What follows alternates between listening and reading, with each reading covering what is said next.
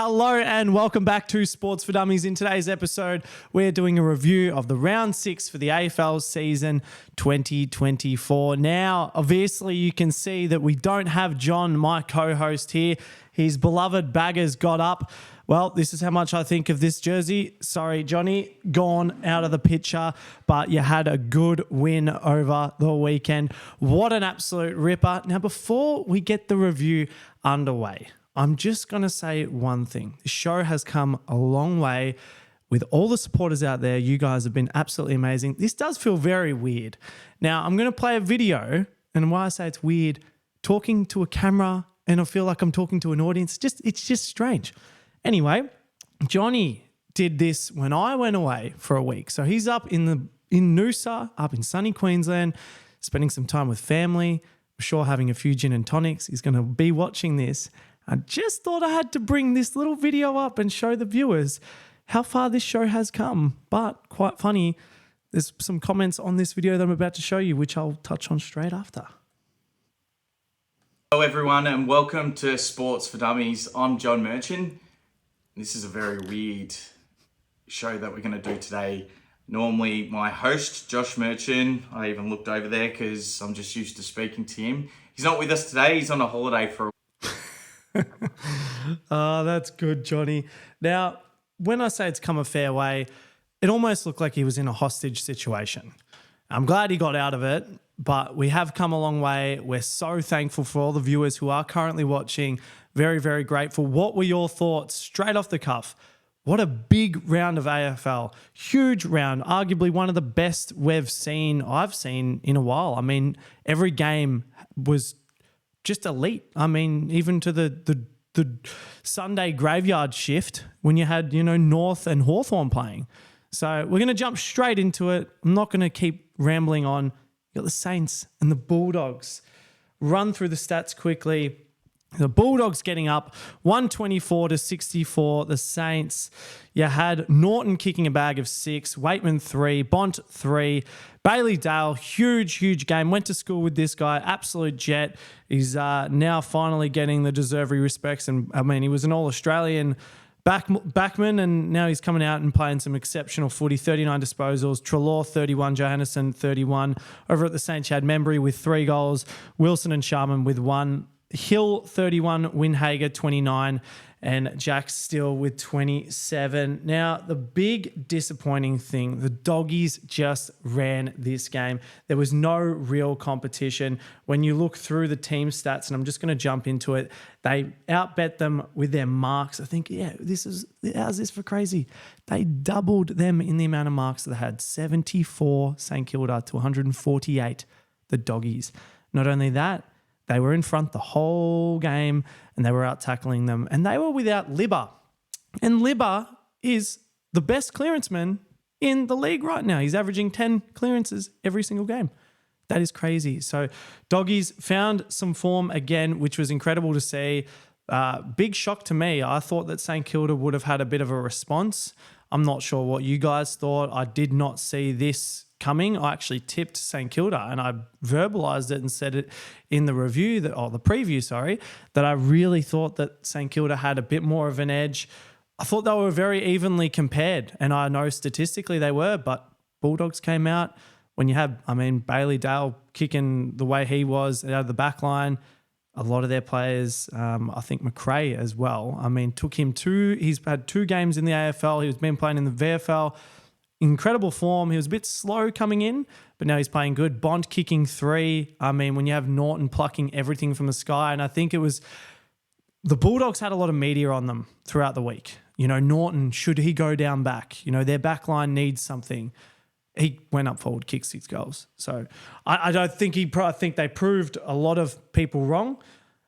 That brings us to the next game, which was an absolute cracker. The Crows and the Bombers. Now, I'm a Bombers man, for anyone who has been avidly following this show. 78-75. Good win, Bombers. Very good win. We'll touch on how that ended. Langford 2 goals, Jones 2 goals, Stringer 1 goal. Merritt 28 with Nick Martin. Nick Martin and Zach Merritt just keep getting very similar disposals, 28 each. Gresham with 26. Over at the Crows, you had Keys 2, Dawson 2. Tex Walker with 1 goal. Thanks, Johnny. That's still alive, that trait that you said.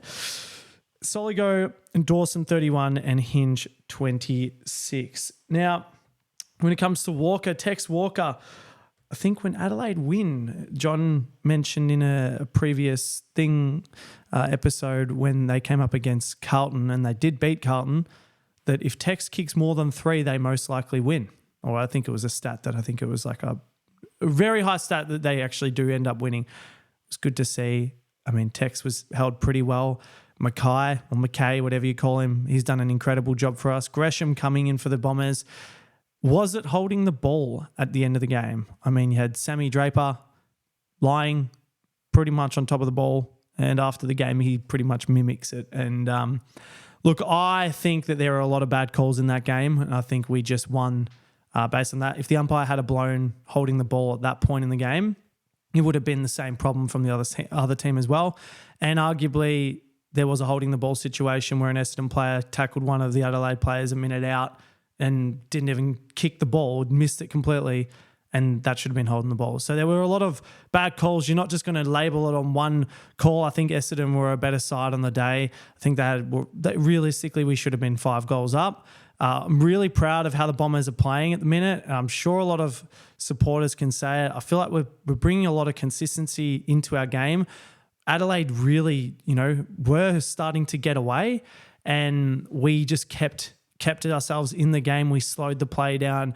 It's really good to see how Draper and Goldstein are working that ruck duo really, really well. I was a bit umming and ahhing considering you see Grundy and Gawn when they partnered down at Melbourne and how badly that worked.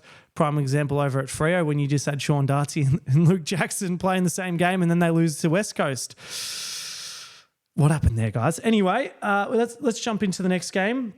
Yeah, and this was arguably match of the round. Game of the round. Unfortunately, I couldn't watch this because I was hard at work. Magpies and the Power. Magpies kicking themselves into some form. 123 to the Power 81. Lipinski 4, Myercheck 3, Schultz 2, Nick Dacos after a pretty average start to the year. He's coming into some form. He had a lot of meters gained, and I think he had 15 contested possessions. 14 score involvements. That's what it was. DeGoey 27, Maynard 22. Over at the Power, he had Georgiadis 3, Powell Pepper 2, and Marshall 2. Butters 31, Houston 28, Horn Francis 24. Now, big problem for Power was Horn Francis with his hammy. Not sure the damage there, but he was out, I think, for 1 or 2 rounds previous earlier on in the season. And we are at the quarter point. What does this mean? I mean, Collingwood have been pretty poor, but now look at where they're sitting in terms of their whole, their game styles coming back. I mean, the hard thing for me, I didn't get to watch this one. I really wanted to as well, but it's good to see that this team is coming back. They did look, when I looked at the match timeline, looked like Port Adelaide did have a better start than them, but they really mitigated that. And coming down and playing Collingwood at the G, that's a pretty hard stint as is. If it was played at Adelaide, I think it would have been a lot harder. But very good win from the Magpies. Just an overall good effort. There was nothing that stood out to me that needed to be mentioned from a statistics standpoint. I mean, I know that, Collingwood had an extra 50 disposals. Their inside 50s, they just out. I mean, they did 66 to 47. That's evidential that the more times you get the ball on the forward line, you're going to win. But when you got your players like DeGoey, Dacos, both the Dacoses, and all these guys just playing some good footy, as I said to someone out there, based on an eye test, Collingwood have the best list. Now, do you guys agree with that? I argue, you look at Port and Collingwood are probably the 2 best lists on the AFL. Like when you look at side by side, not really many compare. But we're going to go into the next game because that was an absolute cracker. Just bear with me, guys. And that was the Blues and the Giants. This was a massive, massive game. Congratulations, Johnny. I'm just holding up your Carlton jersey here, and you've even got Cripps, who absolutely saved you on the back here. It was 117 to the Giants, 98. Now, I said if the best duo forward line, Mackay, Curnow, kick away, they'll win. There was a stay. I mean, they're DeConing, Mackay, Curnow kick 3 apiece. That's pretty good. Cripps, 39 disposals. Walsh, 35. Hewitt, 31. Walsh is having an exceptional 2 games back into the league right now. Riccardi had 3, Hogan had 3, and Kelly had 3. So it was 3 apiece for each team. I had Tom Green, 30. Whitfield, 29, and Kelly with 23. So Blues getting up there. Oh, this is a hard one for me because I did say that Giants and Geelong have had a pretty easy run up until we're a quarter of the season through now. Realistically, Giants, Toby Green was, one match ban. He was playing pretty poor. Hogan, threw a left hook that could have really ended poorly. They've had a pretty easy run. They hadn't versed, anyone inside the top 8. Aside from Collingwood at the start, but arguably they weren't in the top 8 when they bet them. What does this mean for the Giants? I think it's going to be an interesting moving forward for them, just their game plan and how they're going to really try and spark it up. Because when you look at the top tier sides and how well they're doing under pressure, Giants crumbled right then and there, to throw hands, to go back to your, old ways. It was very interesting. Toby Green copying 1 match. And again, because it's Toby Green, did you agree with it? He went up and yes, you see him turn very quickly. What would have happened if he just jumped straight into it? But great win nonetheless. The Blues got up. It was an incredible win. Great to watch them. Cripps, that second quarter into the third, just picked up Carlton. Move everyone, let's go. And that's what a captain should do. Curnow, Mackay were not playing good footy and then all of a sudden turned it on. And when those players are on, Mackay, he's solved his yips problem and it's actually electric to watch. I don't like Carlton. I really don't. I'm growing to like them because of Johnny. It's good to see them playing some good footy and putting themselves in a position where I think a lot of Carlton fans are going to be starting to watch a lot more footy this year. We're a quarter of the way through and you're sitting pretty high up on the ladder. And last year you guys weren't even doing that. And you've just got this unwavering belief that you guys can close out games. It was interesting to see how the Giants really crumbled under pressure there and they were getting frustrated. You could just see internally there's something that needs to change, and it was something needs to click into gear. It's going to get harder for them. They've got a harder run moving forward. It's going to be a real true testament to see where they really do sit when they come up against those, top 8 teams. But that brings us to the next game, guys, which we had Brisbane versus the Cats. What an upset. What an absolute upset. 63 to 37. Stengel and Henry with 2, Parfitt 1. Now, this was wet weather footy. Holmes had 24, Duncan 24, Guthrie 21. For Brisbane, you had Zorko 2, McCarthy and Berry 1, Berry 29, Neal 28, Zorko 26. Now, what's going on with Brisbane? How have they gone from a team that would never lose, didn't lose last year at the Gabba once, to not having 1 win at home? It's really, really, really odd to see such a good dominant side playing such shit football, if I'm being quite honest. I know that's a pretty harsh, realization on them. I think that they've got a lot of issues with their backline. Shows how good Geelong's midfield is and their depth of young players.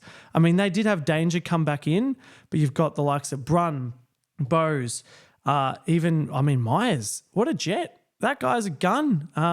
You see, who's the other guy? Oh my goodness, I've had a blank. But it's good to see an old team like the Cats continuously doing things that do surprise us, and especially when they've got new kids coming in. I didn't see this happening. I had them going outside the 8 on my prediction, and very interesting. They've gone up to the Lions' den. They've come back. Normally the Lions, not dominate the Cats, but I'm saying in a jungle world, one would have assumed that Brisbane would have put up more of a fight. You just didn't see the likes of Danaher, Hipwood scoring as much as they would have.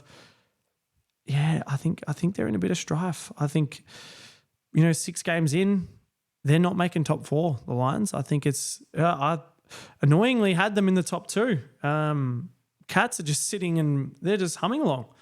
6 wins. Who had that predicted? Who would have seen that? Anyway, if you actually had that in your prediction or something, and you genuinely thought that was going to be the case, please let me know. Because I'm shocked, because the star power that Lions have should have really been able to match it with a team like Geelong, and their backline's amazing. It was wet weather footy. Frustrating for the Lions. I can't imagine being a Lions fan right now. Brings us to the Eagles and the Dockers. What the heck happened? Eagles 105 to the Dockers 68. Waterman 5. Reed 3. Darling 2. Yo 26. Kelly 24. Duggan 22. Tracy Stewart, however you pronounce that. Jackson 2. All had 2. Sarong 27. Brayshaw 27. And Fife 26. Now, start of this year, we did a prediction on Fremantle. Everyone kept saying that they're going to be very, very good this year. And I apologised when I got it wrong at the start of the year. But I want my apology from those people who made me apologise. I'm not even joking. I obviously am joking. I take responsibility for that apology and accountability. But this shocked me. I didn't see that coming. Yo and Harley Reid. Mate, that guy's the king of West Coast at the moment.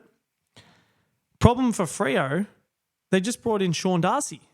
So they've just brought their best ruckman back into the lineup and lost against arguably one of the worst sides in AFL history.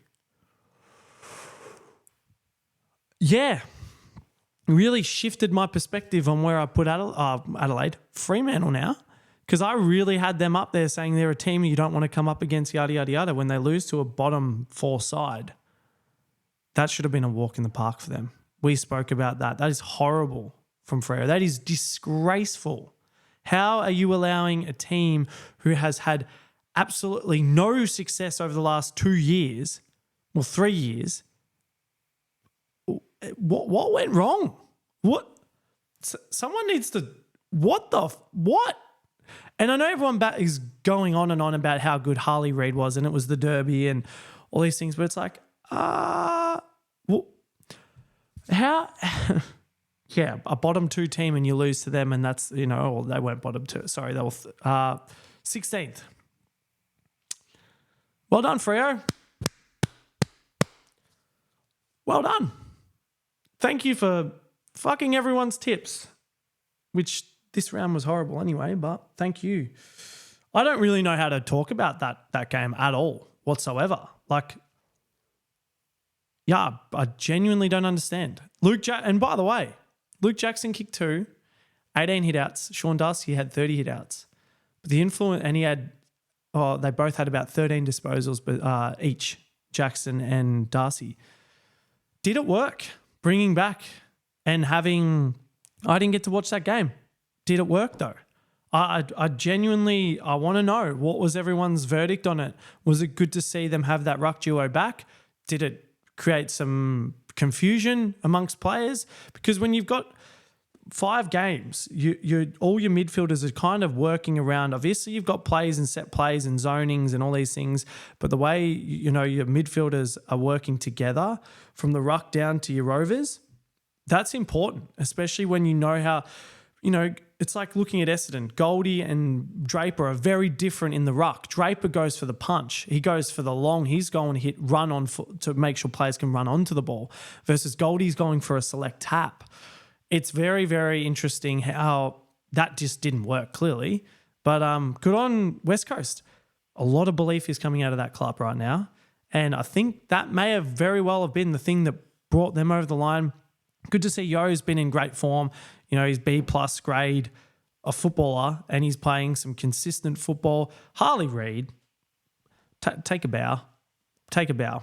That guy's going to be an absolute superstar. It's great to see how these young players like Nick Dacos, Harley Reid, the likes of these guys, they're going to have some seriously good playoffs for some Brownlows in a few years' time. So very, very well done to the Eagles. I'm not going to discount how well they've played. I'm just gobsmacked. I genuinely was gobsmacked seeing that scoreline. So that brings us to the next game, guys. That is not the right one. Bear with me. Here we go. We had the Swans and the Suns. Well, 110 Swans to the Suns 57. You had Amadi with 4, Papley with 3, Wicks with 2, Goulden with 30, Heaney with 28 and a goal. That guy's just Mr. Consistent. McInerney 26, King 2, Walter 2, Took Miller 1, Flanders 34, Ferroni 27, and Took Miller 23. What like if Johnny was here, he'd have a lot more to say about the Gold Coast Suns. Great win for starters from Sydney, coming out of a bye, playing at Sydney. Very, very good tribute to those who were lost at Bondi Junction. And condolences to everyone out there who's been involved and families that have been affected.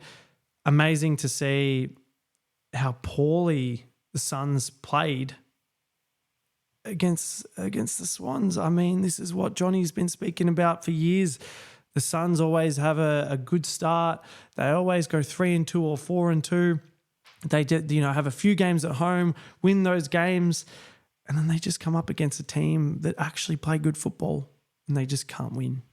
And it's disappointing to see because this is the year for them. They've brought Hardwick up there. It should have been a time where they've got some good players up there now. What's going on? I mean, Swans were way too dominant, and their star power is just, their depth is too good.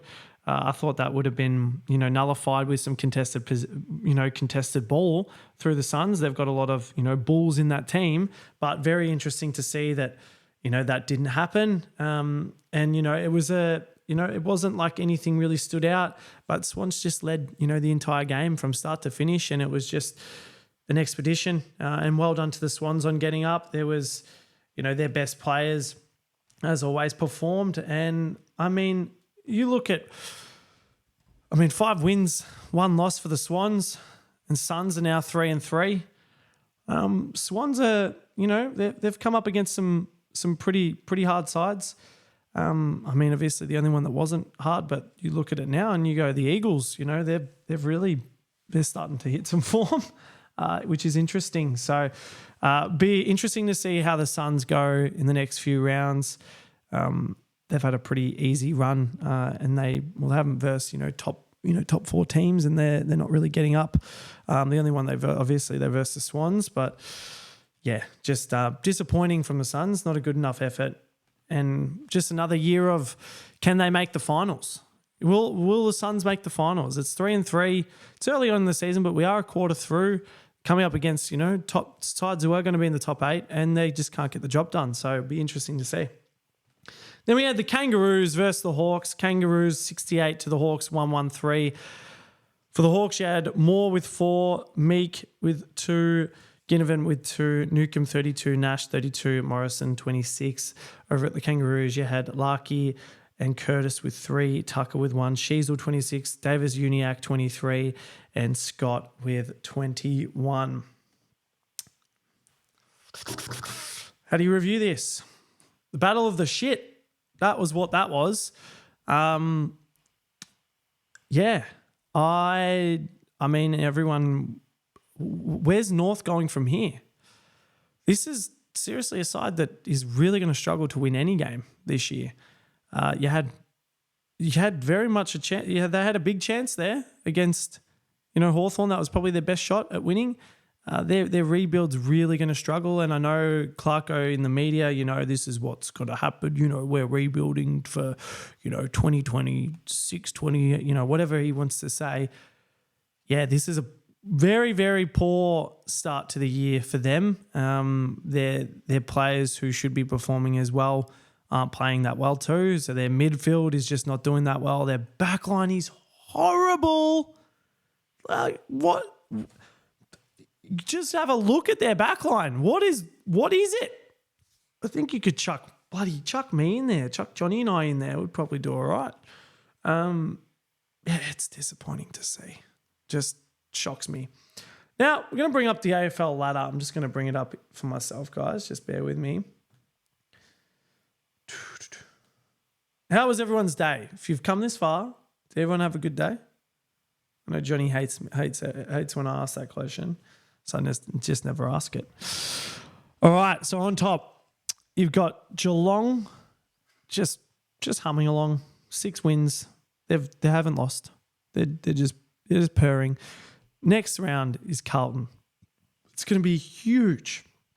A real true testament. I still think, as I said, Geelong hadn't played any good sides up until Brisbane.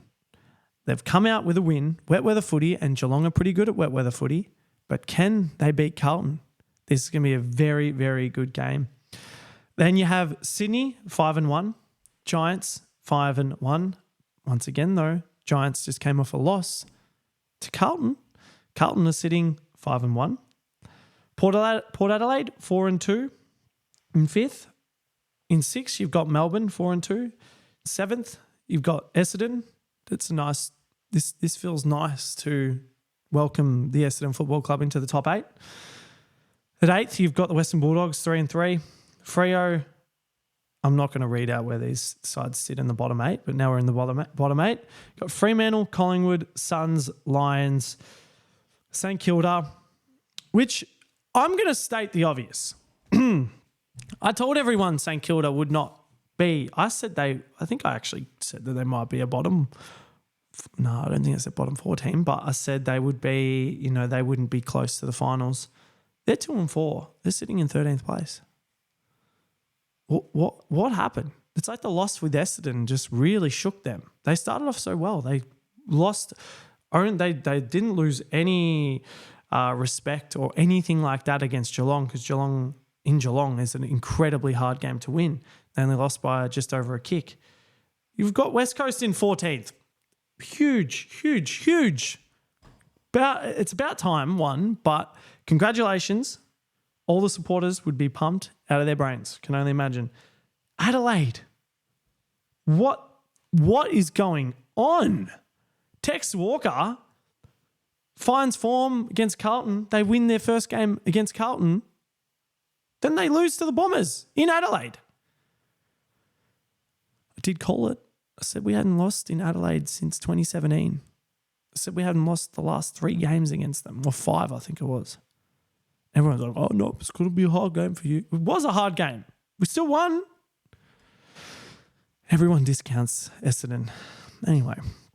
Then you have Richmond 16th, Hawthorn 17th, and then you've got the winless North Melbourne Football Club, the Kangaroos, on the bottom, sitting in 18th.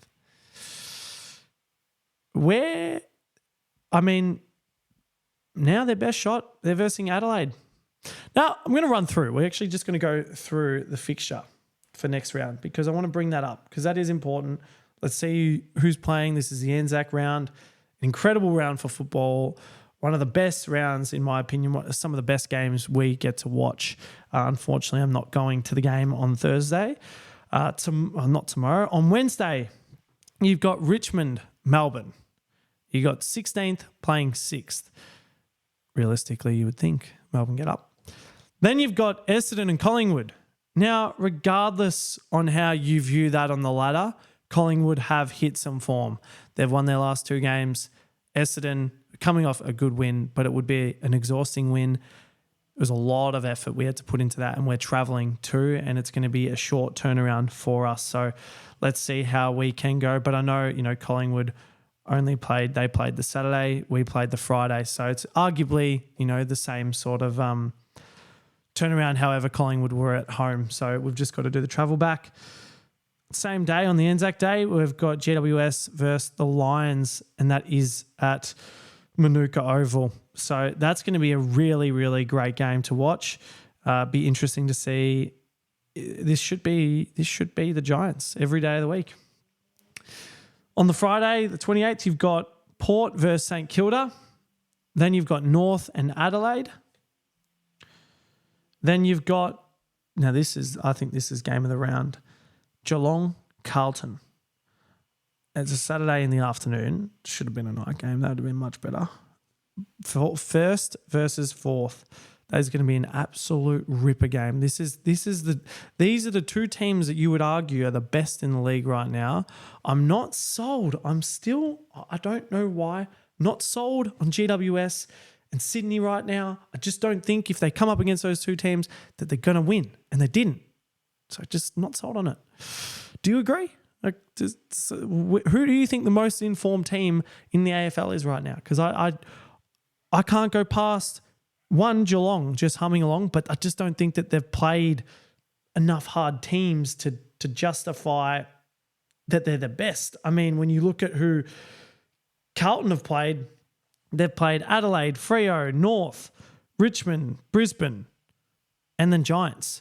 I mean, that's still a pretty all right run, but I still feel like Geelong they're two teams that are, it's going to be interesting anyway. Then you've got Dockers play the Doggies, and that is over at Optus Stadium. Can the Dockers recover after a loss against one of the worst sides in the league? Now, this is where it gets interesting. The Suns play the Eagles up in Gold Coast. But wouldn't it be interesting? It's 11 plays 14th. Can West Coast pull off another great game? I mean, they were close to pipping Sydney. They got up against Richmond. Can they do it against the Suns? I mean, they've won two great games. Freo and Richmond, can they do it again and have a third time's a charm and do it up against the Suns who, they're in a world of pain right now, 3-3, not having a good start. Then this is just going to be a walk in the park for Sydney. You've got the Hawks and Sydney. That's just, The graveyard shift is well and truly in place. Guys, I think that wraps it up. I think I'm curious. What is everyone's thoughts on this one been? It's been real interesting to talk for 32 minutes about football by myself, but what an interesting round. An incredible round, if you ask me. As I said, one of the best I've watched in a while. Who do you go for starters? I want to know who everyone who's going for in the AFL right now. Who do you reckon is going to be there at the end? I think the top four that we would have predicted is completely different. Who have you got right now? Obviously, Geelong, Carlton. I mean, Greater Western Sydney and the Sydney teams are playing good.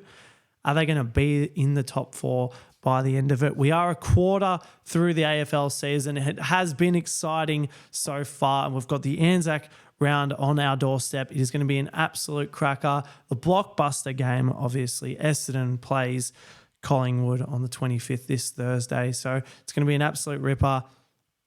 Who have you guys got? I mean, I'm going to be doing the preview for it on the Wednesday. Do Essendon have any supporters? Do we have any faith? And please tell us how you went last week in your tips, because I think there was a lot of 4s and 5s out there. I was lucky enough to score a 5. I have seen a few people score 1s, which was very surprising and very shocking if you ask me.